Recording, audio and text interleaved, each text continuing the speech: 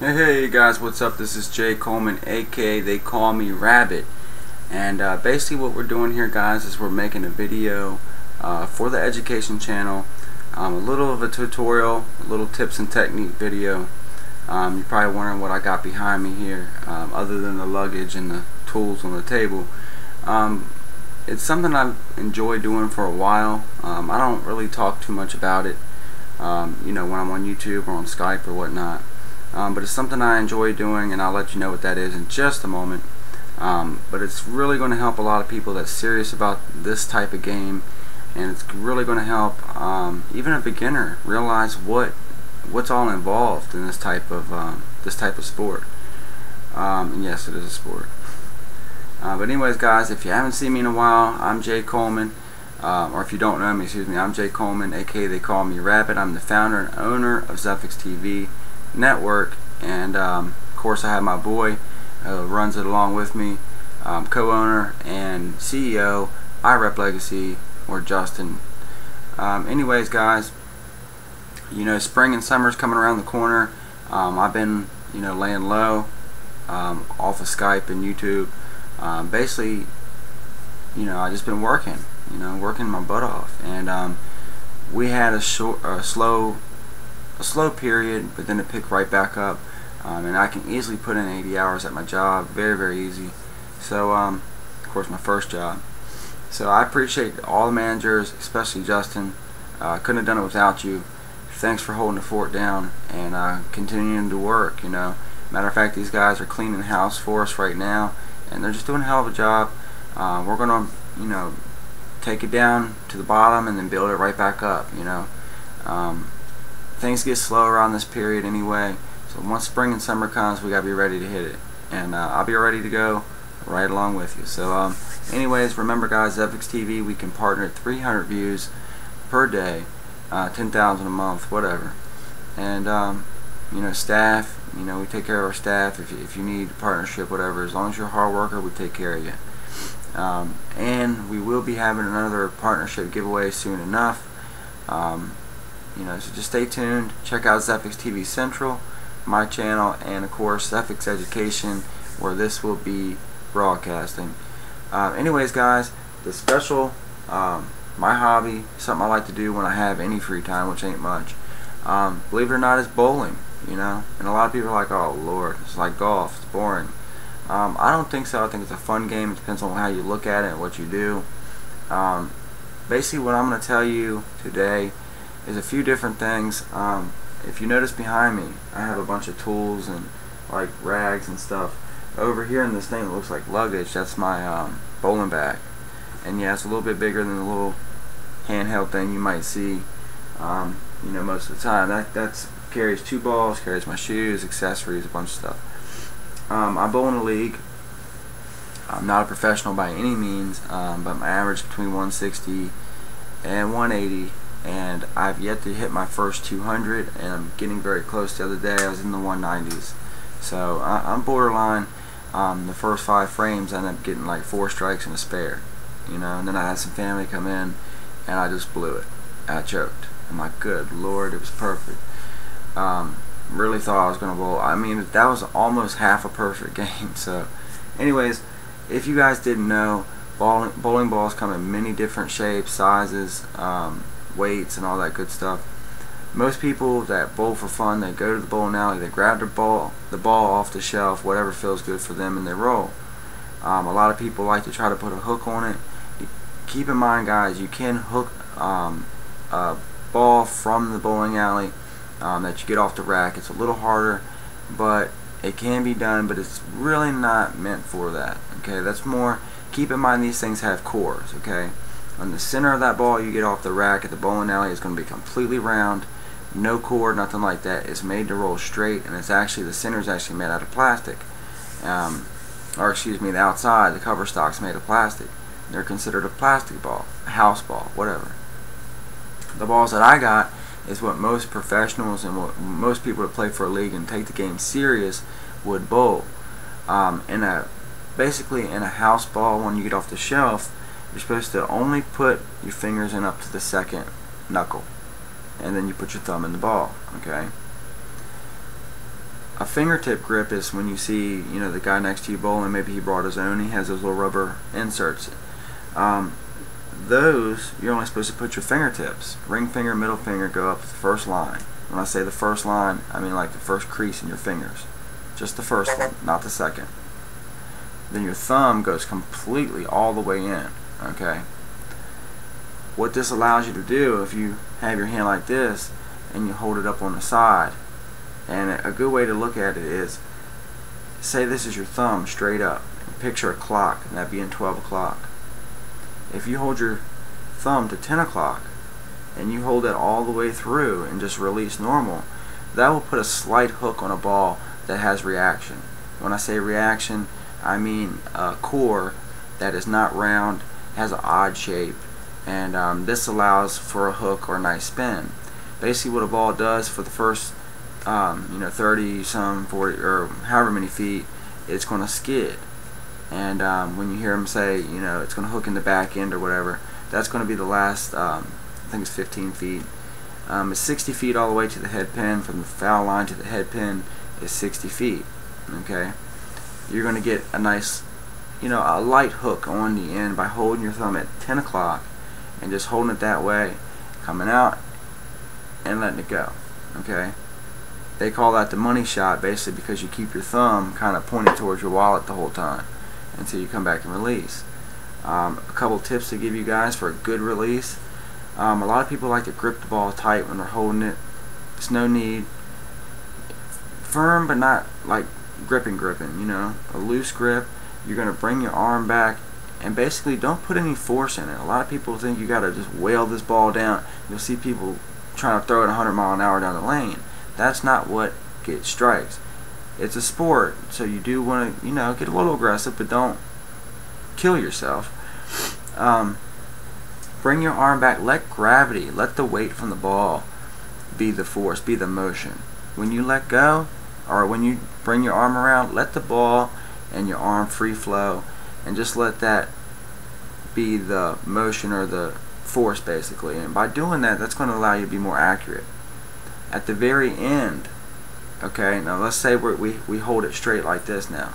We came through, we let the ball drop down, and we're letting our arm kind of free flow, but let gravity and the weight of the ball do its job. It's going to make more of a straight line. Once you get to the end, that's where you put your force on it, and you're just going to bring your wrist up 2 inches. As your thumb comes out first, and just before your fingers release that ball, bring them up 2 inches. And I don't mean throw it, I mean just as you're letting go, 2 inches. Okay? A good way to practice this at home, if you want to throw a hook, take a football and put a little spiral on it underhand, like that. And as you throw it underhand and put that perfect spiral on that little Nerf football, that's the same motion, or pretty much the same motion, that you'll get when you're trying to hook a bowling ball. Okay? The purpose for all this stuff, keep in mind that you're bowling on oil. Okay? Excuse me for my rough face, I ain't shabbing working. You got dry lanes, you got light oil, you got medium oil, heavy oil, medium light, you know, you got all that stuff.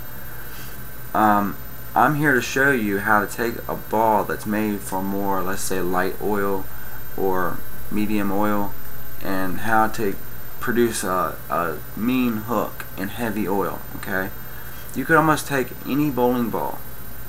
Say you bought a cheaper one, you know, it's made for a dry lane or light oil, and you want that thing to hook. And if you want it to get traction like a Goodyear tire, then listen up, I'm about to tell you. Okay, those type of hooks are usually bought, well, excuse me, not bought, but let's say you buy a ball about 169, 200 bucks, something like that. That's going to be, most of the time, it's more dull. And the reason it's more dull is because it's got a sanded finish.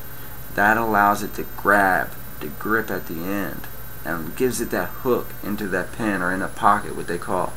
In the pocket, when I say pocket, you have the front head pin and you have the 3 pin. Okay, you want that ball to hit right between the 1 pin, which is the head one, the head pin, and the 3 pin. You hit right there, and you hit with the right hook, and you have the right carry or the right force, it's going to knock those pins over. And I'm telling you, I can throw a ball 25-30 miles an hour down the lane, but I get more strikes when I throw 14, 15 and just have a nice hook on it, have a nice form. That's what it's all about. Now let me show you something. Basically what we have here, I have a little tool kit. We have a little drill, okay? And basically I'm going to refinish it or finish it, however you want to call it. 18-volt drill. It's got the Velcro on the pad. Now if you don't have one of these and you can't find one, a good way to get this, get those headlight restore kits for in your auto parts store, Advance Auto, AutoZone, whatever. They're going to give you that with a pad like this, okay? And that's basically a buff pad, okay? Sticks on like that. Another thing you're going to need, sandpaper, and this is from your auto parts as well. A lot of people don't even realize you can do this, and bowling gets that technical, but let me tell you, it gets more technical. This is basically 1500 grit, 2000 grit. You can take a Scotch-Brite if you want to. If you really want a mean hook, take some Scotch-Brite, scrub it up, dull it up, and make sure you put a nice even finish around the whole thing, and that's going to help that thing grip at the end, okay? I don't like that much of a hook. I get a little bit of one, and basically the ball that I'm using is about a $100 ball. Instead of spending $200 some, I can make this ball do its job in dry, light oil, medium oil. If it's dry lane, simple. I'm going to take my pad, I'm going to take my drill, and I'm going to get me a nice polish. I'm going to polish it up, and that thing's going to do well on a dry lane, okay? Basically you're going to want your ball kind of polished up for the dry. You're going to want it dull so it can grab traction in the heavy oil, okay? And this is basically some polish by the Storm Company. They make they sell millions of bowling balls per year. Extra shine all-purpose polish. Looks like a little pen. This stuff works pretty well. If you don't want to sand it down, you want a little scuff. It's by Motive Power Gel, and it's kind of like wax. It's going to scuff it up for you. It reminds me of a compound that you would use. Another good thing, if you want to remove the oil from your ball, put a coat of this on half the ball, let it sit for about 30 minutes, let it dry, come back, wipe it off, flip the ball over, do another coat on the other half, let it dry 30 minutes or so, come back, wipe it down. That's going to absorb all the oil out of your ball, okay? So that stuff works pretty well. This isn't bad, but it's almost like it's a little hard to control, you know, how much grit you want or how much roughness you want. So I use that sometimes. Mainly use that to remove the oil, but I find that if you really want to get down in that surface, you start with 180 and work your way up. I don't go that far because my balls, you know, it sounds bad, but my bowling balls, I don't really need to do that. I'm pretty easy on mine, and I maintain them well. But I use 1500. I'll do the whole ball in 1500, and then I'll come back the whole ball with 2000. And what I'll do is I'll buy these. I got these at Pet Boys, about $6. And if you notice, I cut a circle. I just put this drill right here on this and made outline, cut it out, and what you basically get, since this has Velcro on the back, is you get a nice perfect circle. Let me see, I was using this earlier. You get your nice perfect circle, and basically use the drill to sand so you ain't killing your hand. You get a nice finish off that. I got a couple other things. I bought this pad as well. I bought this separately. Waffle foam or whatever they call it. That works well for polishing. This one's a better one. It's a little bit more rough. I'll use this for the compound or sanding, and then I use this to polish it up real nice. Now, you're going to need let's say you just want to clean your ball. Just clean it. A lot of people use glass cleaner. I picked this up. This is made by Brunswick. Just like a little sample thing. A couple bucks at Kmart. A lot of people don't realize Kmart has bowling products. Now this stuff works real well. This pad, this is the best pad I've ever seen. Clean your TV, clean your computer monitor. I use it in my bowling ball. This side's like a chamois you use in a car. This side's microfiber, and I only use microfiber and only microfiber for everything. This is actually made by Windex. This is for doing windows. But you put this on your ball, on your pad, I'll scrub it down with the chamois side, flip it over, dry it down with the microfiber side. Okay? See if I can speed this. I'm just going through a few things. Now, you're going to want your ball to sit still when you're working on it. This came out of a single bag for a bowling ball, piece of foam with plastic on the bottom. Allows your ball to sit there while you work on it. If you don't have one of these, you can order a display cup off of eBay. I got one for $3, and that allows your ball to sit there. If you don't have that, painter's tape. Sit that on the table. Well, Jason, it might scratch it up, you know. You don't want to, well, put a towel over it. Okay? And that's going to allow your ball to sit there as well. Okay? That's just a makeshift way to get the ball to sit still. Okay. Now, there's a lot of little things you can use. If you see that I have little tools here, this is like my little kit. Flathead screwdriver I'll use to get the old fingertip grips out if I need to replace. It'll be gentle, kind of go around and loosen the super glue up around it. And when it's time to come out, these little grippers here or grips, it's for fishing or something. Get the hook out. I'll use this to grab onto it. They're self-locking, and yank the old fingertip grips, which out of the ball looks something like this. These go down in the finger holes. Let's see, what number is this? This is 3.5. That's for my ring finger. You see it goes right down on it, and that will go in the ball.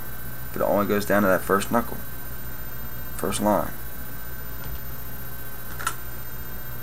It's just a little tool I keep around, a little brush, a little rubber end on the thing to get down in cracks. If I want to get maybe some old powder or something out of the finger holes around the edges or something, or wax or whatever. Of course, I got my super glue in case I need to glue some more fingertip grips. My little screwdriver. Okay. That's the same thing. I'll use that if I need to get them grips out. Remember, microfiber towels, nothing better. Now, if you see this thing down here on the ground, guys, my little luggage cart, whatever, I'm going to go ahead and cut the film. We're going to take a short break, and basically when we come back, I'm going to show you what's inside here, and I'm going to show you exactly how to put a finish on the ball and get that thing to hook better at an affordable price. So remember, guys, you don't have to spend $200 on one of these professional ball. Well, they're all kind of professional. They're above beginner, put it that way. And if you spend $200, you're getting a professional ball. This one is intermediate, basically. They call it affordable performance. It's pretty much mid-level, and cost me about cost you at a bowling alley about $109. I can get this ball for about $77. And I got another one in there, same thing. Okay. Anyways, guys, we're going to take a short little break. I'm going to come back and show you exactly what you need to do to these balls to get these things to hook and start making some high scores. Alright, thanks.